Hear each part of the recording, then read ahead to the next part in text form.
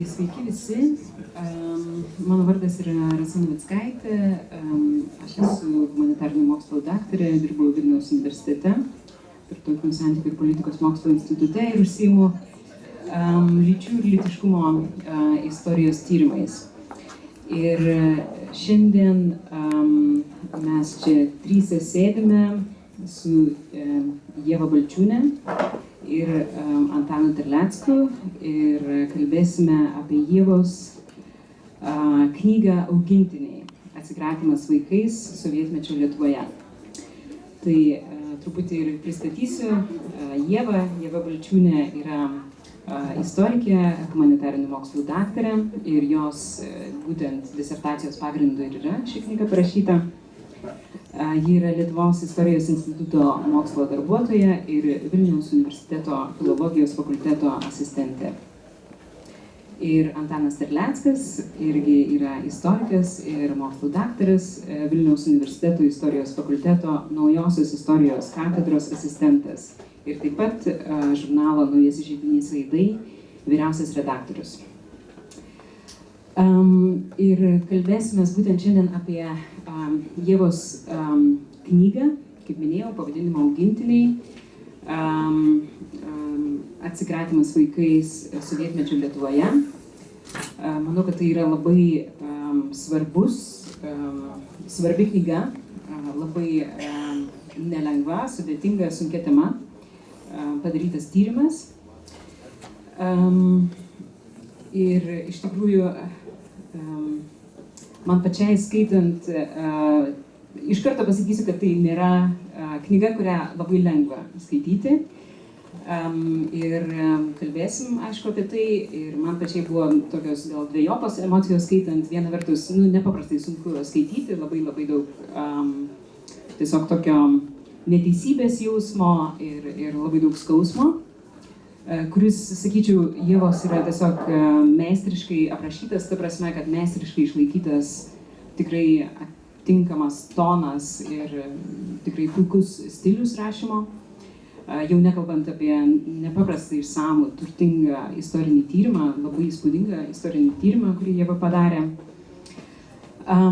Ir kita vertus jausmas, kad ir tam tikro, gal ir keista sakyti, tokio pasitenkinimo, kad bent jau kažkokia istorinė teisybė yra daroma, nes pagaliau yra kalbama apie dalykus, kurie tarsi žinomi, tarsi girdėti, tarsi suprantami kaip sovietinės istorijos paveldo dalis ir pagaliau jie yra dokumentuoti, aprašyti ir iškelti į dienos šviesą.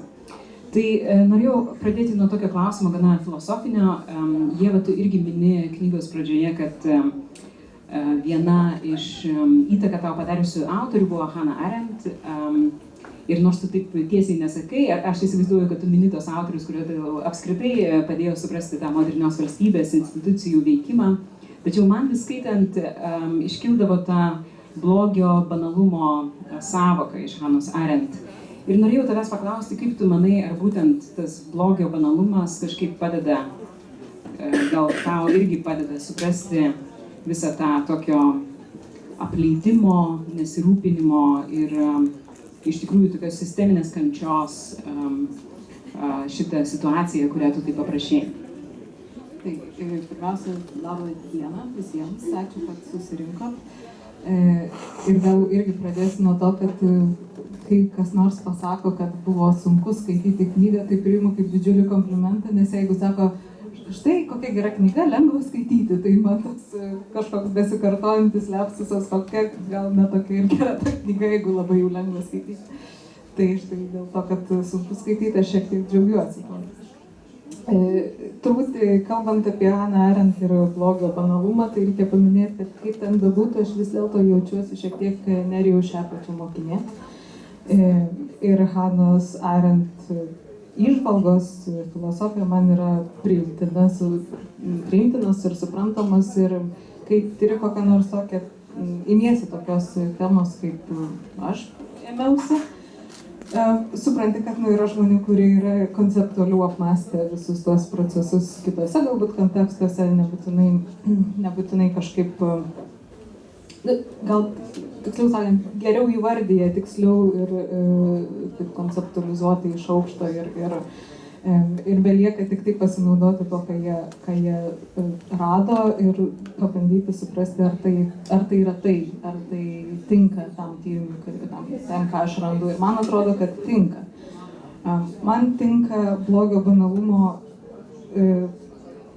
pirmiausia, turbūt ir iš esmės blogio banalumo šitą įžvalgą daugybę aspektų, kuriuos aš paliečiu, kurie man išryškėjo tame tyrime. Pirmiausia, turbūt kalbant apie tokį socialinės inžinerijos režime vykstančios principą, kuris yra pajungtas kažkokiam utopiniam, distopiniam pažangos tikslam ir neaišku, kokia čia ta pažanga turi būti, bet kažkokia nustatyta ir tada visi tame veikia ir veikia turėtų visi ten veikti kažkaip taip, kaip numatyta.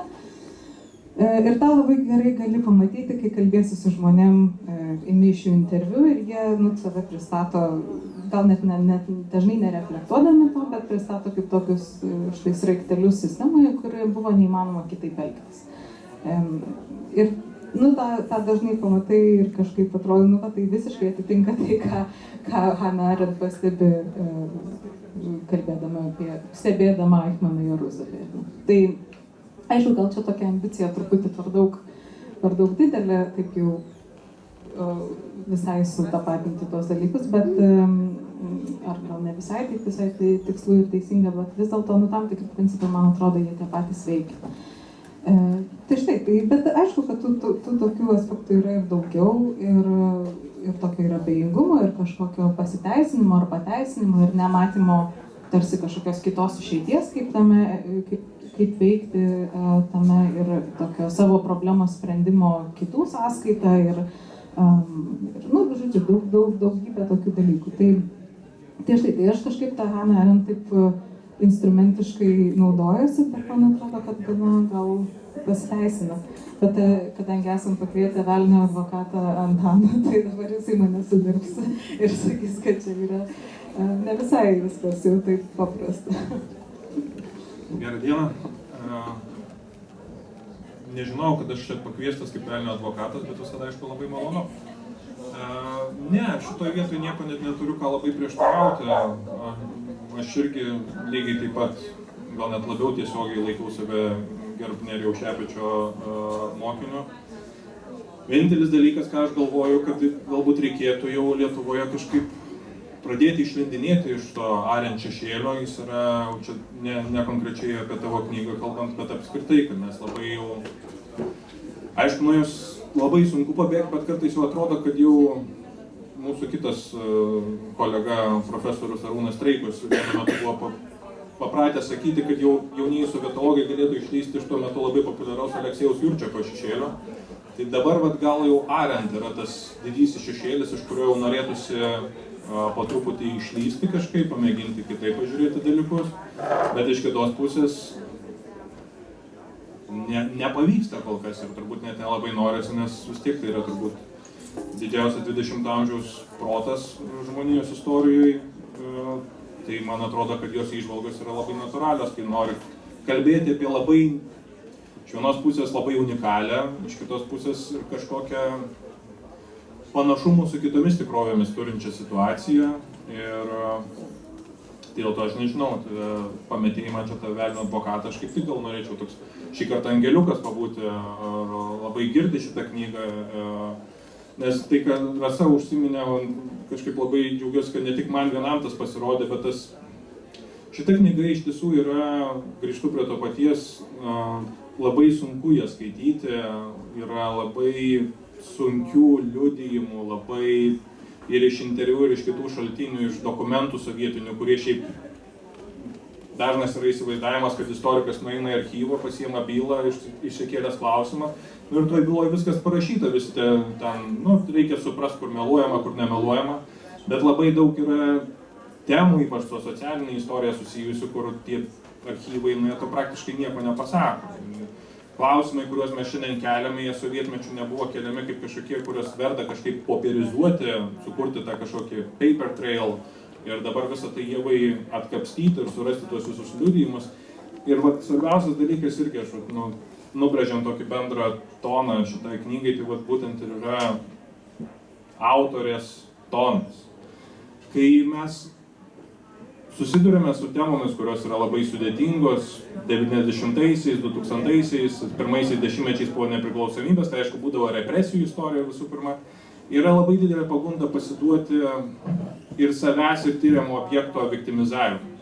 Ir aš nežinau, kiek Ieva apie tai mąstė rašydama, aš įtariu, kad labai daug būtent apie tą toną, kaip prabilti už šitos žmonės, už kuriuos prabilti yra labai sudėtinga, nejauku, aš įsivaizduoju. Ir man atrodo, kad pratarmėje įvadė minimos tos emocinės patirtis, kurios lydėjo šitą tyrimą, man atrodo, kad tai yra labai brandaus darbo rezultatas yra šita knyga, kur visas šitas emocijas, tas sudėtingumą, to šaltinio labai didelį netobulumą apibendrinti ir paskui neprabilti taip, kad žiūrėkite, kaip visi visą laiką kentėjo ir ką čia su mumis padarė šita sovietinė valstybė ir panašiai, o išlaikyti tą super profesionalų toną, čia yra aukščiausia klasė. Gal Ieva nori šiek tiek pakomentuoti apie tą pačios pasvarstymus, kaip rašyti, kokį toną išlaikyti, kaip su tais šaltiniais ir, aišku, ir su sakytinė istorija, bet daugiausiai archyviniais šaltiniais, kaip juos įgarsinti, kaip leisti kažkaip patiems žmonėms kalbėti, nepadarant jų tokių visiškai aukų ir tuo pačiu parodyti ir tą sisteminį smurtą.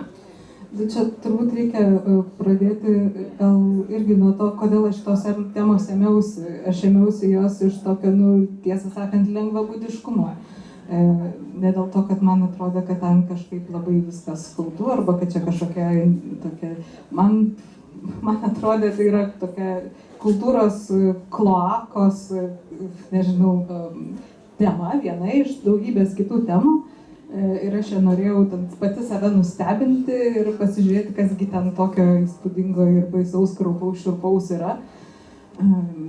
Ir todėl aš niekada nemačiau tos temos kaip kažkokios, tiksliau, ne niekada, iš didžiąją dalį tyrimo iki tol, kol matyti atėjo tam tikras, nežinau, amžius mano ar kažkokių patirčių sankaupa, kuri jau tada padarė tą temą tokią kažkokią, kai aš atsigręžiau ir pamačiau, kokios aš iš tiesų sunkios, skaudžios ir siaubingos temos ėmiausi. Bet iki tol, tai man atrodo, tai yra dar vienas toksai, panagrinėkim ką čia, kokius nors ten speleologus, kokią nors kontrkultūrą, ten hipius, pankus, lesbietės, dar ką nors, ir štai, ir vaikus iš vaikų namų.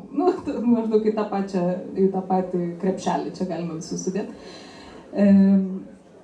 Bet aišku, kad tai yra toks labai naivus ir labai lengvabūdiškas požiūris ir aš ėmiausi tos temos pirmiausia taip, ir tada aišku, kad tai neturi tiek daug emocinio krūvio nuo pat pradžių, kad tu negalėtum susidoroti su tais dokumentais ir tai, ką tu randi tose dokumentuose, kai tas santykis yra toks truputį, negaliu sakyti, gal ciniškas ar kažkoks, bet toks truputį, toks joks.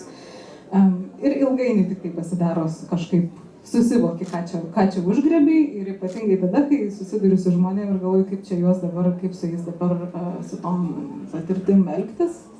Ir kitas dar dalykas yra turbūt tas, kad aš pati, taip, gal čia reiktų, nežinau, prisipažinti ar kažkaip. Aš esu kurį laiką gyvenusi vaikų internate, gerus 3 metus.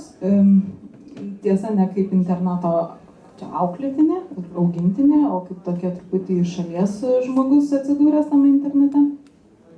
Ir aišku, tai buvo jau, kelinti čia buvo 2009-2011 metai, tai jau gerokai po sovietmečio, ne? Bet man atrodo, kad aš galiu gerai suprasti, kaip vyksta vidaus institucijos gyvenimas.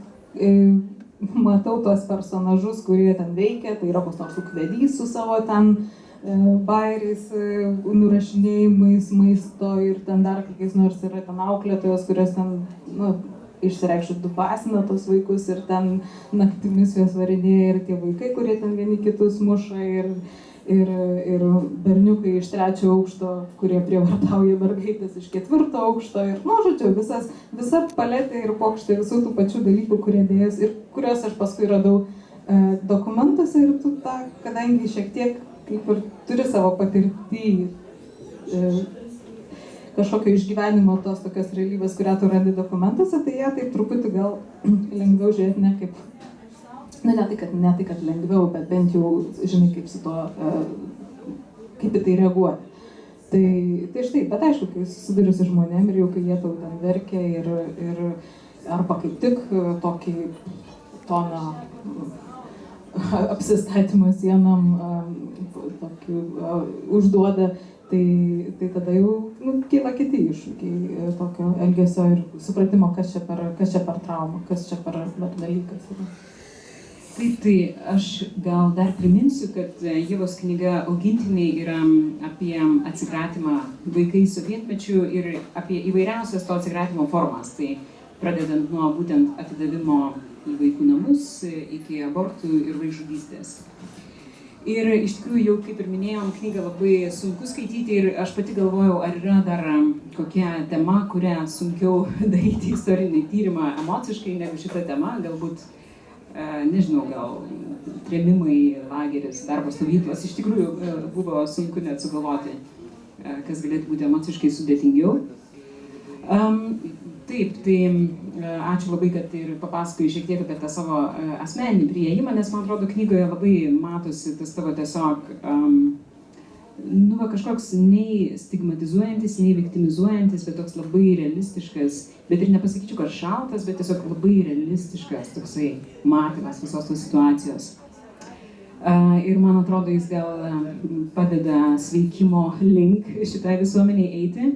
Bet kadangi jau šiek tiek liečiame ir tas būtent metodologinius klausimus, jau truputį kalbėjom apie Hanos Arendt ilgąjį šešėlį, tai norėjau gal irgi dar tokį labiau metodologinį klausimą jum abiem pateikti. Dabar sovietmečio istorikai visai diskutuoja, jau seniai iš tikrųjų diskutuoja apie tai, ar ne per daug ilgai mes kalbam apie sovietmetį kaip apie traumą, kad tai buvo mūsų visuomenės trauma, sovietinių visuomenių trauma ir kad, pavyzdžiui, ir būtent ta socialinė istorija, kad jin galėtų gal parodyti tokius aspektus ir kasdienio gyvenimo, kurie gal ne visi buvo blogi, nes jo labiau, kad ir atsiminimai žmonių labai įvairūs, daug kas prisimena šviesiai tos laikus, turi daug nostalgijos. Ir įdomiausia, kad tavo darbas, kuris yra būtent toks puikus tos socialinės istorijos pavyzdys, kaip tik iškelia, atrodo, tokia milžiniška trauma. Ir norėjau jūsų abiejų paklausti, ką jūs apie tai galvojate, ar galim jau pabėgti nuo to klausimo, ką jie mums padarė, ar visgi dar verta, būtent metodologiškai ir vertinga kalbėti apie sovietmetį kaip apie traumą. Man atrodo, kad aš apskritai labai baidausi traumos šito, kaip čia, aš taip, jo, paskutiniam atsakymą savo į klausimą paminėjau traumą, bet šiaip baidausi to tokio įvardymo iš šalies, sprendžiant, ar kas nors yra kam nors trauma. Tai man atrodo, kad vis dėlto trauma yra labai asmeniškas dalykas ir labai priklauso nuo, man sunku kažkaip įsivaizduoti tas kolektyvinės vienodas traumas, arba man jos atrodo iš to paties diskurso ateinančios apie mases ir pažangą ir žodžiu, kad iš tiesų ne taip pasaulis surėdytas. Tai man kažkaip atrodo, kad vis dėlto trauma yra asmeniškas dalykas ir apie sovietmetį, kaip apie bendrą traumą yra neteisinga mažiausia kalbėti.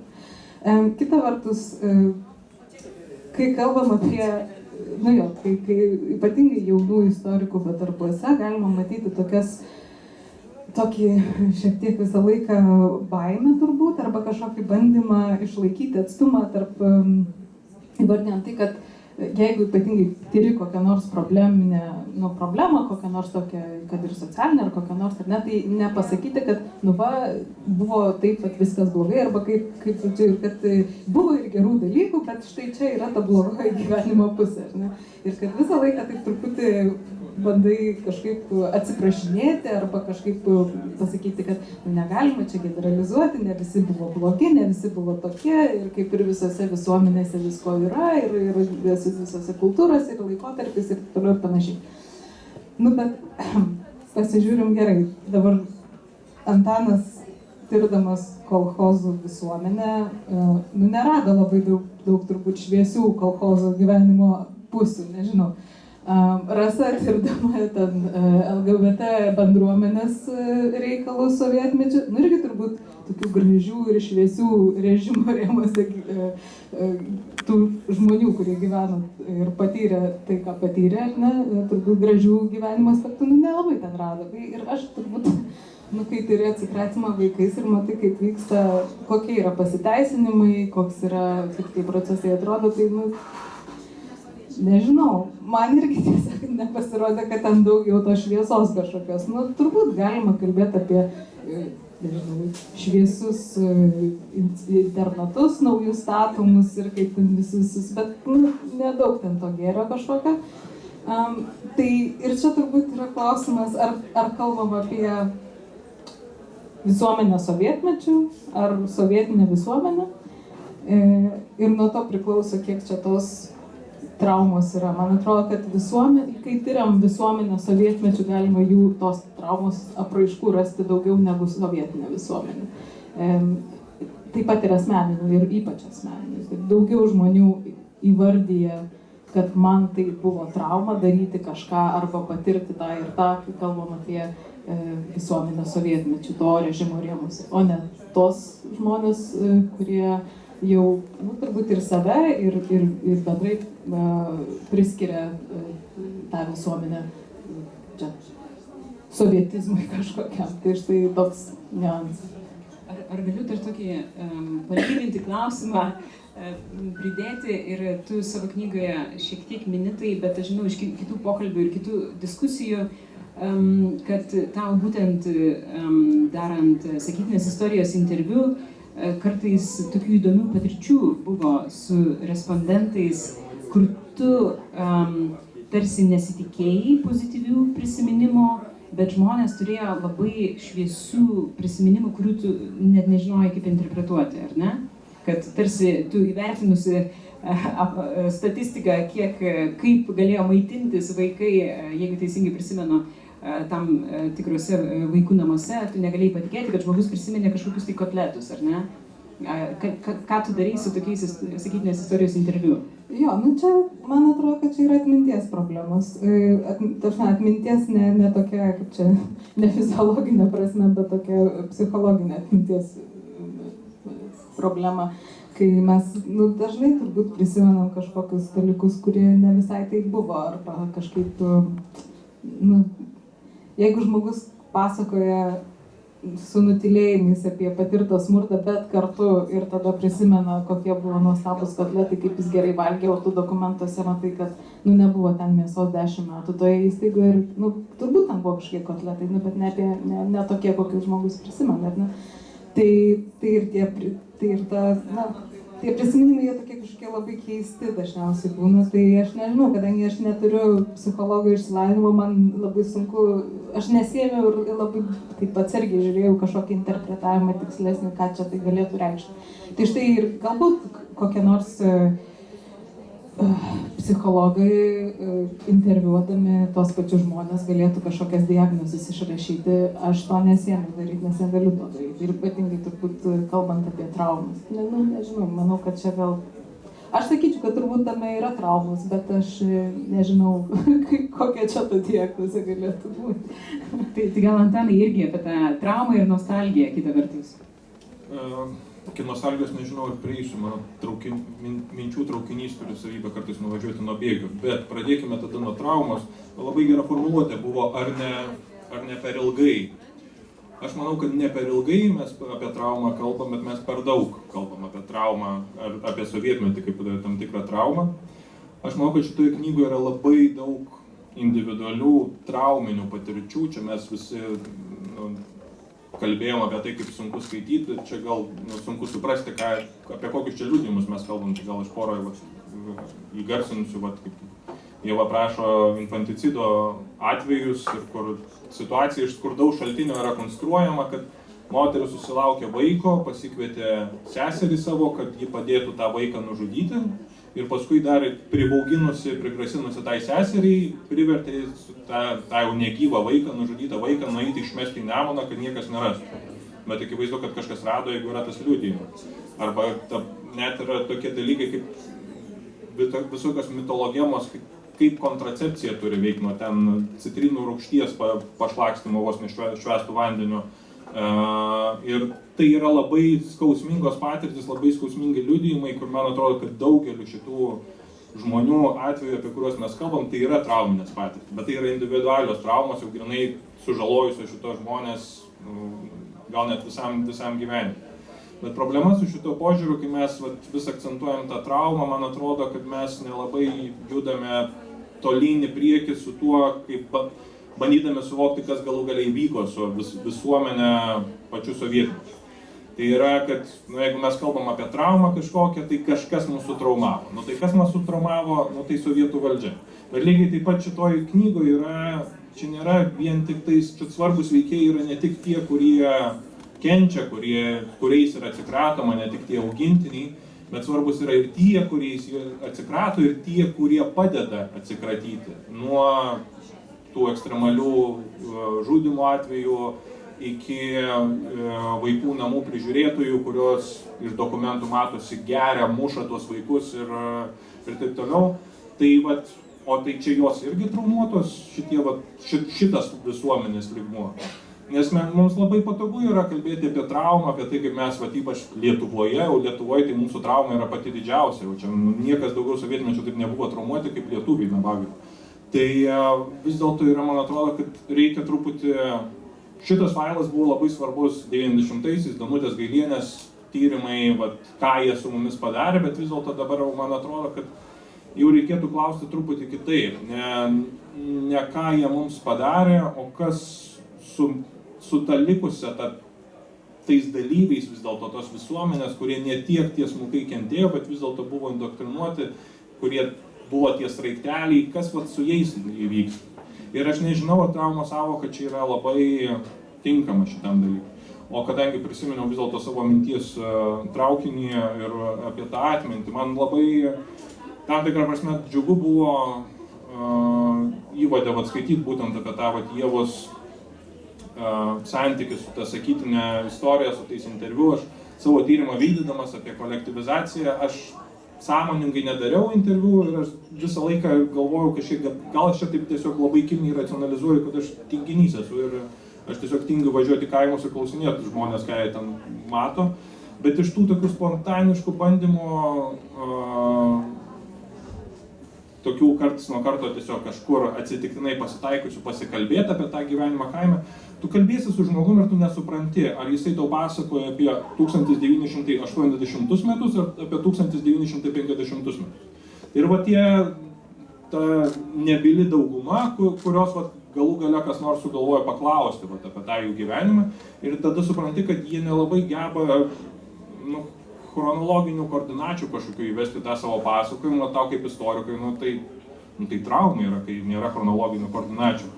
Tai dėl to aš tuos visus liudijimus irgi labai keistai su jais elgtis, nes tiesiog tas gyvenimas sovietmečiu jiems taip susisluoksniavo, kad jie, buvo kažkokie ten pokyčiai. Iš jų atėmė žemę, paskui jie biškai geriau pradėjo gyventi, ir paskui kultūrnamį pastatė. Ir tada jau viskas gerai, bet tai yra trys labai skirtingos patirtis, trys labai skirtingi lūžiai, kurie jų refleksijose neegzistuoja.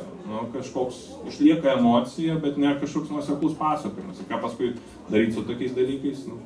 Aš čia gal pratęsiu, kad apie tą chronologijos nebuvimą galvose, tai man atrodo, kad tokia viena didesnių gal traumų vis dėlto yra tai, kai tu matai, kad žmogui absoliučiai nesiskiria, ypatingai tiem, kurie dirbo, pavyzdžiui, sistemoje, 30 metų, 40 metų. Buvo, pavyzdžiui, viena liudininkė mano apklausta, kuri dirbo nuo 55-ųjų, tai tokia, tikrai, ta jos patirtis sovietmečiu tokia labai gili, didelė.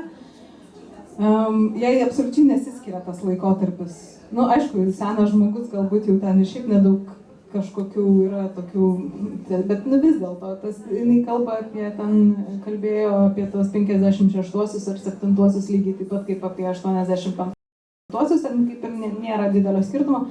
Bet štai kur yra didysis lūžis, tai yra nepriklausomybės laikas. Ir yra iki ir po, ir tas yra tokiam truputį mentaliniam lygmenį, ne kažkokių išorinių pokyčių, ne ten, nežinau, įstatymų ar kažkokios kitokios praktikos prasidedančios, bet kad tada tai buvo normalu, o va dabar tai jau nebenormalu ir kaip su šituo, čia, ką su tuo daryti.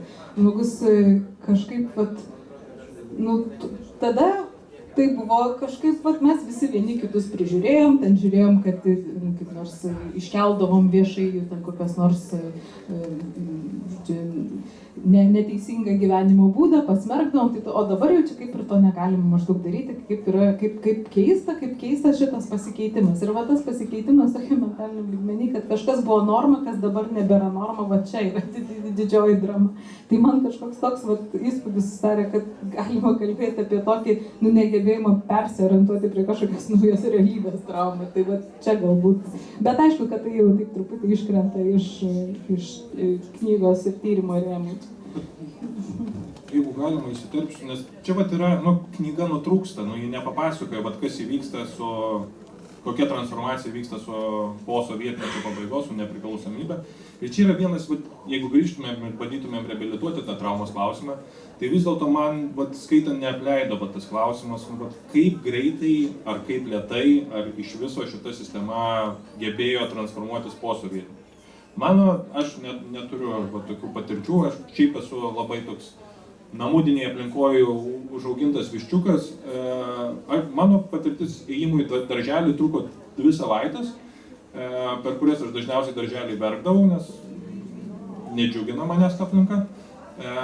Ir dabar, skaitydamas, kažkaip perkračiau visas tas savo patirtis ir tai buvo šviesesnių ten tų klyčių, bet buvo tų, kur aš atsimenu, jau tokio, sakykime taip, priklausė šiai sistemai dar ir sovietmečiu.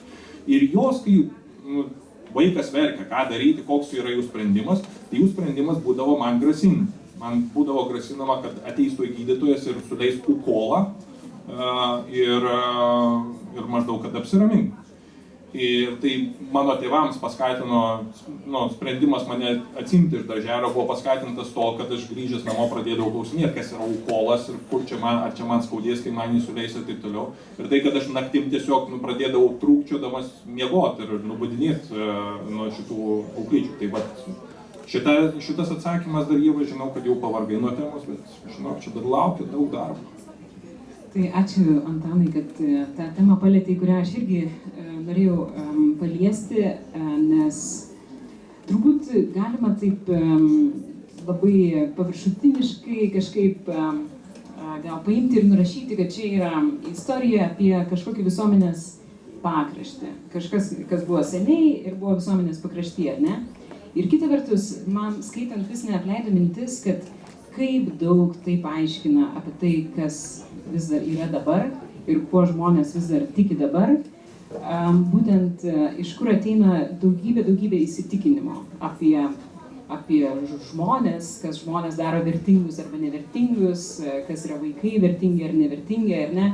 Iš tikrųjų, viena gal labiausiai sukrečiančių knygos dalių man buvo, kur tu aprašai ir man atrodo, tu, kadangi ne vieną kartą mini, man atrodo, tave irgi giliai palietė, tai aš spėju, kad būtent tas sovietinės sistemos skirstymas vaikų į vertingus ir nevertingus, ir būtent tais žodžiais, ar ne, tai būtent vaikai su negale ir ar tikra, ar tariama negale, irgi čia geras klausimas, ir tu jį irgi klausi.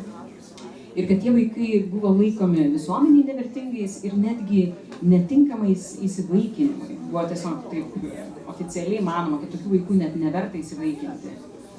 Ir labai stiprus noras buvo matyti visuomenės, valstybės ekspertų laikyti vaikus su negale atskirose institucijose.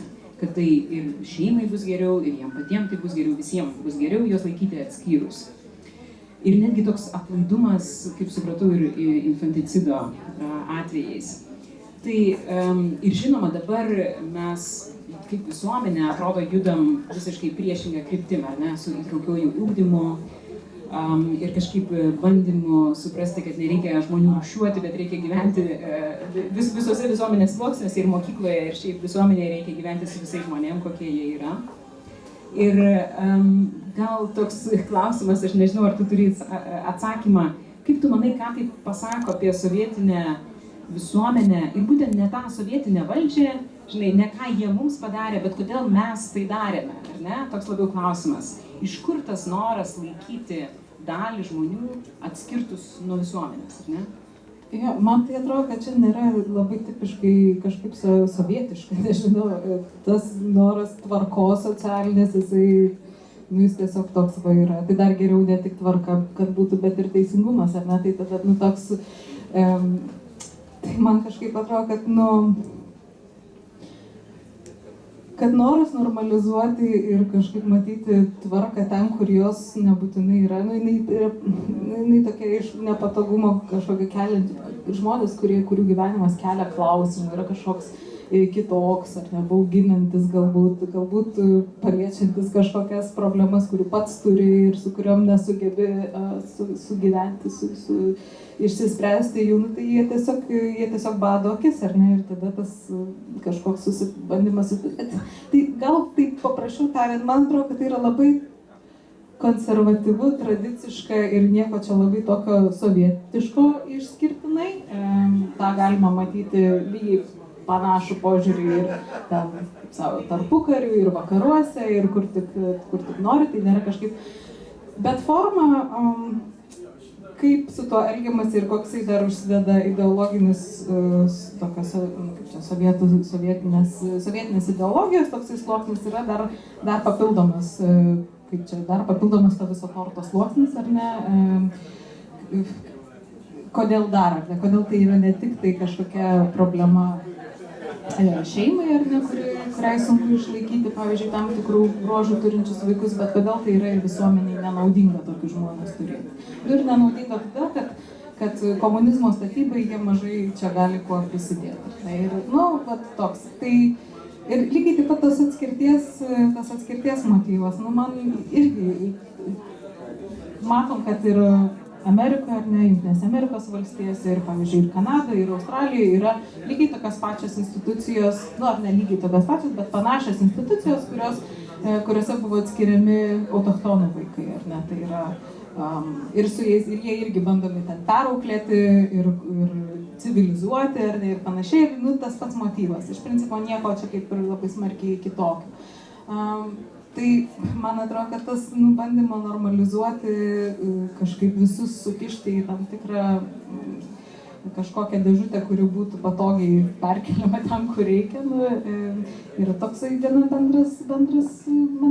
Ir man atrodo, kad ir dabar yra daug tokio deklaratyvumo apie tai, kaip čia visi gyvenkim draugiškai, bet iš tiesų žmonės turi daug baimių, silpnybių, ydų ir kitokių dalykų ir jie kažkaip pasirenka turbūt taip, aš nežinau, čia toks tik pasvarstymas, kad mes taip, žmonės yra taip linkę elgtis su kitokiais ir kitoniškai žmonėm ir tik štai gerai gal tai, kad tas institucionalizavimo aspektas šiek tiek nunyksta, gal bent jau tai. Tai kadangi jau po truputį knygos pristatymas eina į pabaigą, tai norėjau dar truputį pareflektuoti apie gal mūsų visų santykį su sovietinė istorija. Mes esam visi jauni istorikai, ta prasme, kad praktiškai nei vienas taip jau labai nepatyrėm tos sovietinės sistemos ir to dar ne, tik tai kažkokius atgarsius galbūt. Ir man atrodo, kai kurie dalykai sovietmečio, tu juos žinai, atrodo labai gerai ir kai tu pradedi dirbti su šaltiniais, su dokumentais, jie vis tiek stebina ir kartais juokina ir tu nežinai net kaip rašyti apie juos, gal su sarkazmo. Tiesiog sunku kartais atrasti tą būdą ir reflektuoti tai. Ir nežinau kaip jums, bet man vienas iš tų dalykų ir labai jis puikiai aprašytas Ievos knygoje yra tas neįtikėtinas atotrūkis tarp komunistinės ideologijos ir viešųjų diskursų ir kaip viskas buvo nuostabiai gražu, skaitant Tarybinę moterį, ar ne, gražus nauji balti vaikų namai. ir būtent tų praktikų, kasdienių patirčių ir tų tikrųjų žmonių įsitikinimo ir ta neįtikėtina dviveidystė, kuri atrodo vėl ir vėl taip aiškiai matoma. Nežinau, kaip jūs savo darbose su tuo darojatės, kaip kalbate apie tai. Bet gal irgi aš tai pradėsiu nuo to, kad tokia jau istoriko dalia visuomet gilintis į laikotarpį, kurio pats nepatyrei. Tai čia tą prikišti turbūt galima bet kam, sakyti, tam kokiam nors medievistui, kaip tu gali rašyti apie 16 amžių, kai pats negyvenai tada. Bet 16 amžiaus niekas nesėdė šalia sakęs, bet aš tai prisimenu, 16 amžiuje net tai buvo. Nu, bet būna, kartais lepteli žmonės, sakė, aš prisimenu 1718. Ne, bet čia aišku jokas. Man atrodo, kad tas dvisluoksniškumas, toksai arba net kažkoks daugiasluoksniškumas, tas realybės, nu jis irgi yra apčiuopiamas ir dabar, kai jūs skaitai kokius nors biurokratinius dokumentus, arba pavyzdžiui, kokius nors ataskaitas institucijos, kurioje dirbi ir matai, kaip tai iš tiesų yra viduje, ar ne, tai matai, kad tas skirtumas yra gana didelis. Tai čia yra ta biurokratinė kažkokia tokia idealioji, viešoji, nežinau, parodomoji tos realybės pusė ir tokia kasdienio darbo ir kasdienės patirties, kuri kažkaip atrodo, kad nekoreliuoja su to, kas yra deklaruojama, kas yra pateikiama ataskaitose ir taip toliau.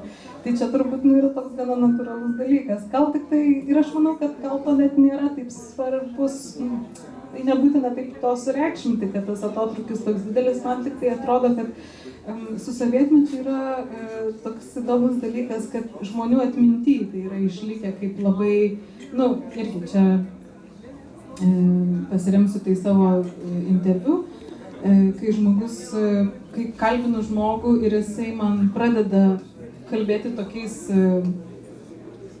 sovietiniais lozungais apie didžiulį tarpusavio tokį bendruomeniškumą, pagalbą, žodžiu, kaip jeigu ne ta sistema, ne tas režimas, niekada jie ten nebūtų tiek pasiekę ir taip toliau. Ir kartu kiekvienas išsprūdęs prisiminimas asmeninis apie patirtą, pavyzdžiui, smurtą yra nutraukiamas, nebaigiamas sakyti, ar ne, tai yra ignoruojama ta gyvenimo pusė, kurią tu iš tiesų patyrei kasdienybėje. O štai tai, kas yra išartikuliuojama pilnai, yra tokie lozungai. Tai šitas atotrūkis yra toksai gana įdomus, kad kažkaip tarsi nesusiriša šitie du sluoksniai nesusiriša.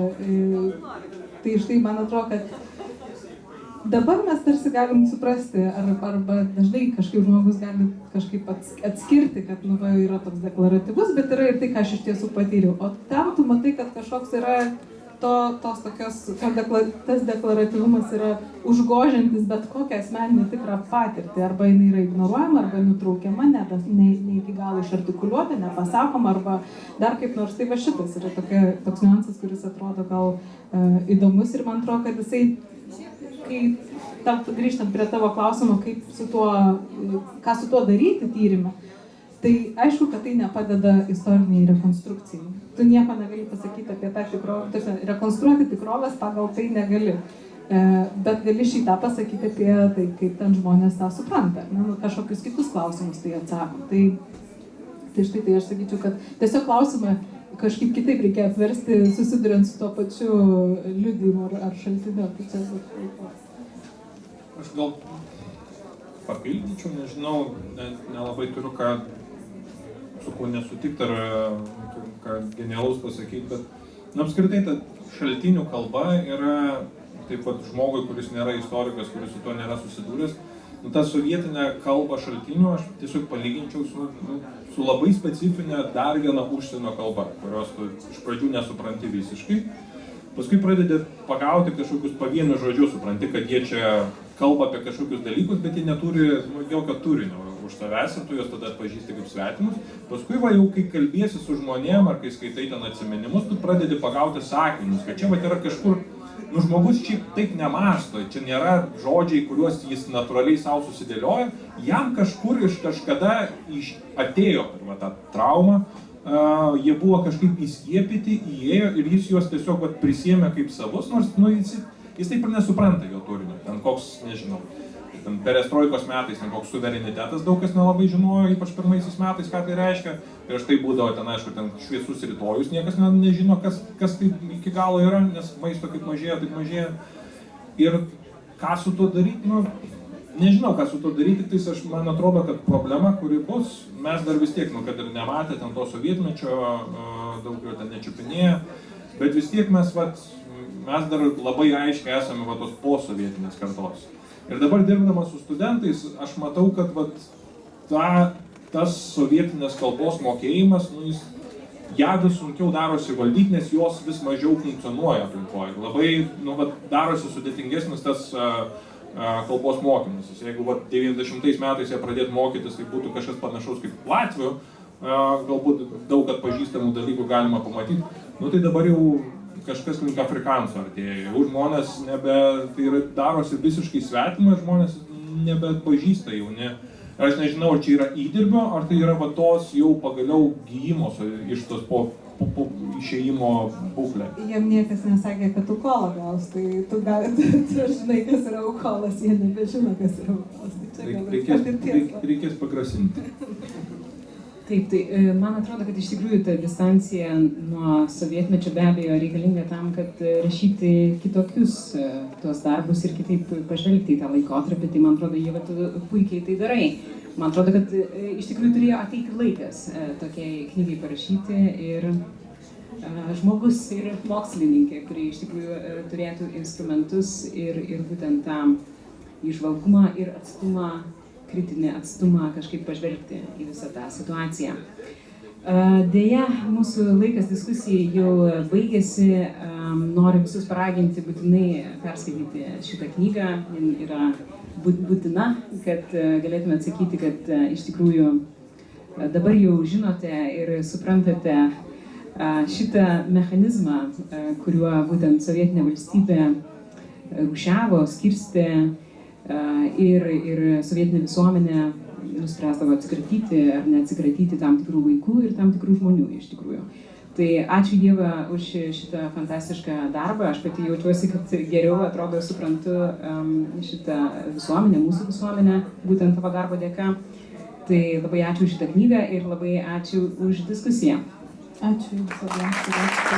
Knygą rasite Aukso žuvų stende.